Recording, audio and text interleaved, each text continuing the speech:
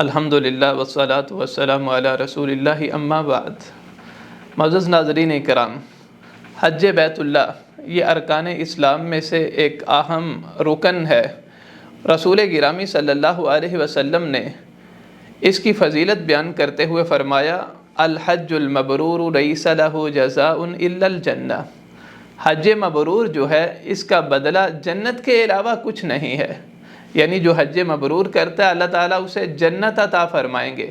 حج مبرور سے کیا مراد ہے؟ یعنی وہ حج جس کے اندر انسان اپنے آپ کو گناہ نافرمانی سے بچا کے رکھے، اس کے بعد وہ حاجی حج کرنے کے بعد بھی اپنے آپ کو گناہ اور نافرمانی سے بچائے، اللہ تعالیٰ کی اطاعت و فرما برداری میں لگا رہے، تو یہ حج مبرور ہے۔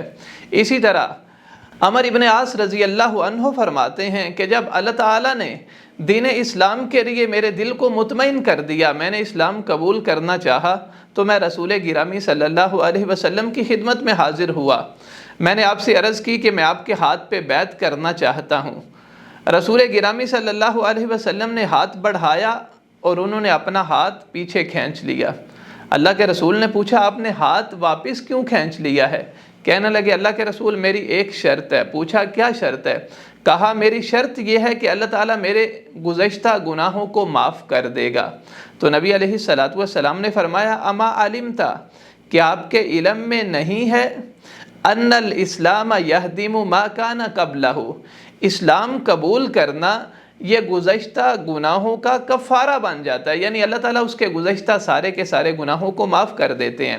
وَأَنَّ الْهِجْرَةَ تَهْدِمُ مَا كَانَ قَبْلَهَا، اسی طرح جو اللہ تعالیٰ کے راستے میں ہجرت کرتا ہے، ہجرت کرنا بھی اس کے گزشتہ سارے کے سارے گناہوں کو معاف کر دیتا ہے۔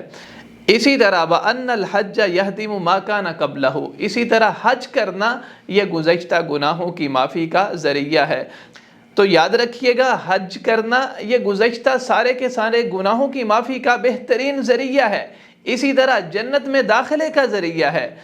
اسی طرح ایک اور روایت میں آتا ہے، نبی علیہ الصلاۃ والسلام نے ارشاد فرمایا، الغازی فی سبیل اللہ والحاج والمعتمر، اللہ تعالیٰ کے راستے میں جہاد کرنے والا، اسی طرح حج کرنے والا اور عمرہ کرنے والا، یہ اللہ تعالیٰ کے مہمان ہیں۔